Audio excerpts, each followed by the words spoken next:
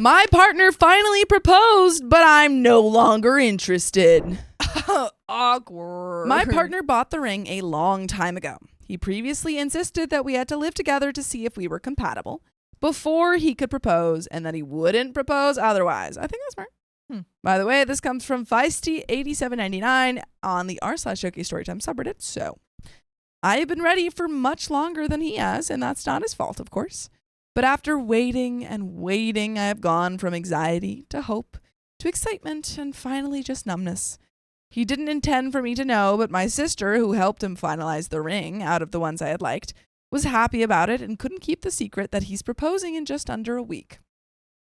It makes sense now that he was trying to get me to take a couple of days off to go away for a mini break to the town in which we met, but I couldn't get leave approved. She noticed that I've been feeling quite low throughout the holiday season, and she thought it was because I was waiting for a proposal.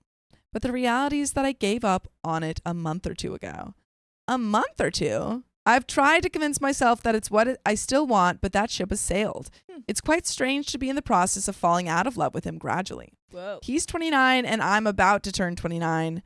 I fear I'm being irrational here because in total we've been together for only 3 years, but he's been telling me for a year and a half that he will soon propose. I feel compelled to say yes now because everything is in place, but I don't feel in love with him anymore. He seems happy to talk about marriage now and has brought up marrying in autumn a bunch of times, and I wish I still felt the same joy at discussing wedding plans that I did before. Relevant comments is commenter 1. 3 years is nothing considering you could be spending the rest of your life with this person. Be glad you realize now. OP says, I've only begun feeling this way when he kept saying a proposal was coming soon and didn't propose for a year and a half. And his insistence on living together when he knew it was not something I was comfortable with without being engaged. How long ago did OP move in with her boyfriend? Was it fine for her to live with them? OP says, only a few months ago, and I shouldn't have done it because I was not happy to. I used to share a flat with my friend and had done so for years. The only way to live together was to move into the flat that he's been renting because he lives on his own. Big mistake doing something that didn't feel right to me at all. No, it's actually been fine living with him, but living together before engagement was really something I did not want to do. But he made it a condition to get engaged after he bought the ring earlier in the year. I shouldn't have agreed to it, but I did.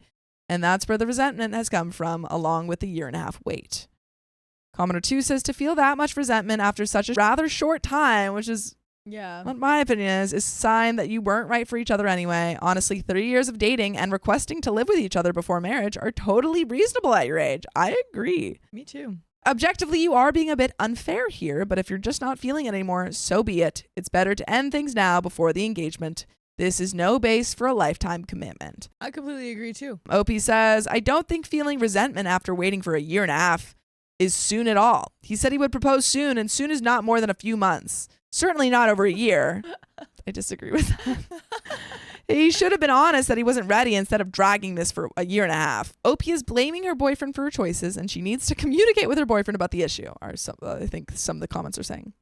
OP says, I don't believe I am, especially as he wasn't communicating clearly with me on the issue until a few months ago. Sometimes you do things that you feel will work out fine, but you don't realize until later how they will make you feel.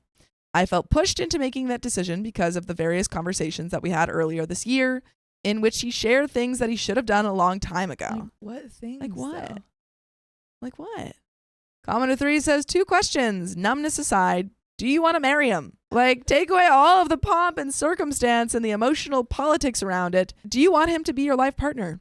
What the F is up with your sister? Why did she spill the beans? I get it if she knew you were checking out and felt you needed a heads up. But if she didn't know that, and it doesn't sound like she did, what she did isn't okay. Anyway, it's normal to be almost a little blue when getting engaged later than you wanted. It doesn't mean that it won't work out, unless you don't want it to. It could mean that you just need to have a good, healthy fight where you air out all of your frustration that he has held you hostage on this for so long. I still don't think it's that long. OP says, there was a time until recently when I really wanted him to be my life partner, and I thought we were a good match, but not anymore. She was mistaken and thought that I had been feeling low because he hadn't proposed, so she was trying to cheer me up, thinking I'd be thrilled. He told her he had everything planned and ready for a proposal on our anniversary, so she thought I would be happy. Dang, she's saying exactly when it's going to happen too? Update. In the middle of 2023, he said he was proposing soon, but a year later, he still hadn't and finally admitted he wouldn't until we lived together. even though he had bought a ring. This was despite me asking him a couple of times what was holding things up, and he always assured me it would happen soon. After he finally shared this with me, he kept insisting I move in, even though I wasn't interested in that before an engagement. But I did because of how much I loved him, and the resentment had been slowly building up ever since. I know it's my fault for moving in, and I should have been firmer about my boundaries. He knew from very early on that I didn't want to set up a household/home with a partner without an engagement. Early in the relationship, 8 to 9 months in, he wanted me to move in, but I told him that I wouldn't do that with someone unless I was going to marry the person and was engaged. He said at that time that was okay and that he understood. So why did he say he was going to propose soon last year, knowing where we stood on this matter? Knowing he was going to propose and realizing I didn't want to marry him anymore, I told him on Saturday night that we couldn't be together anymore. He didn't take it well.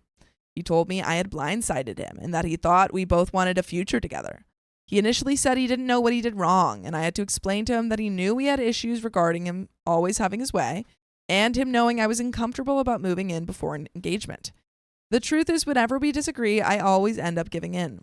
He doesn't compromise and isn't very flexible. I pointed this out to him before and he accepted that it was an issue, yet nothing changed. Now that I'm ending things, he's saying he'll work on it and it's not something to break up over. We could probably work through the resentment and improve our communication, but I don't know if I'll ever feel the same way about him again. Also, given that he kept saying he was proposing soon but waited for 18 months, I worry that he might again drag his feet when it comes to other things like having kids or even with planning the wedding.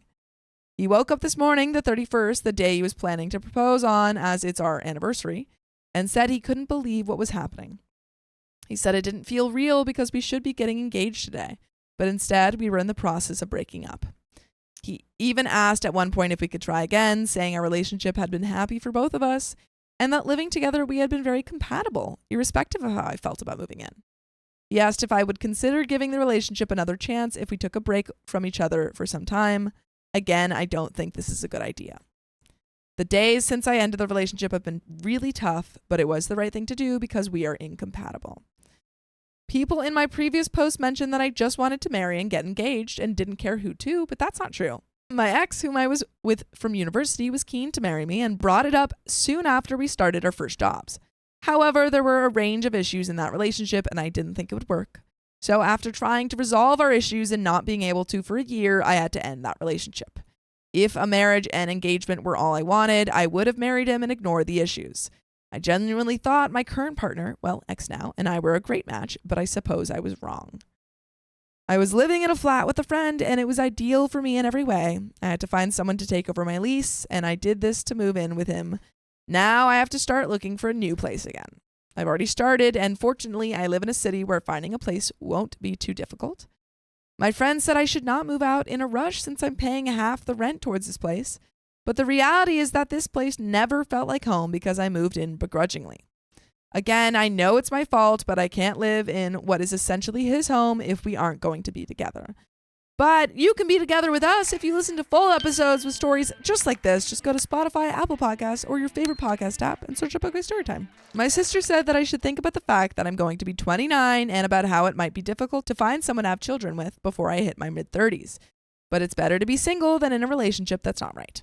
I know that I might not meet anyone else anytime soon or at all, because you never know what life is going to bring, but that's okay.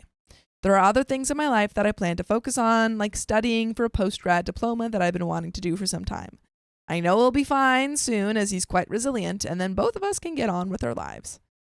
Relevant comments. Downvoted commenter says, in this case, his hesitancy paid off because it allowed the OP to realize that they weren't compatible for reasons unrelated to proposing. He was correct not to propose. It saved a future divorce. This wasn't his intent, but the overall issue here was the OP wasn't happy with how decisions were made in the relationship. The partner was.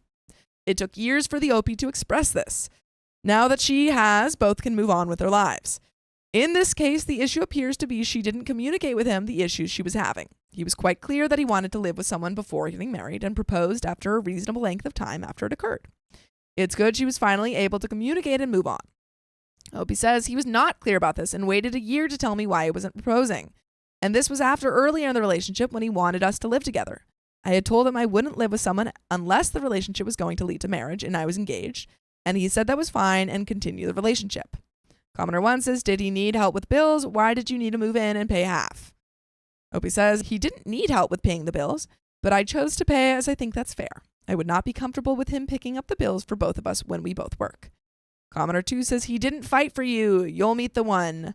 You know now what you don't want, and that's a good start, and stick to your boundaries and goals always. Opie says he's been quite difficult since that day, particularly about me leaving and looking for somewhere to live, but I don't want him to make it any more difficult by fighting for me. Just can't wait to be out of the place. Commenter 3 says he doesn't compromise and isn't very flexible. I pointed this out to him before, and he accepted that it was an issue, yet nothing changed. You are doing the right thing. Commenter 4 says don't fall for the trap of going back to a man who is only willing to consider changing his ways. When you already have your foot out the door, he won't change, and even if he does, it will only be temporary. And that is the end of the story.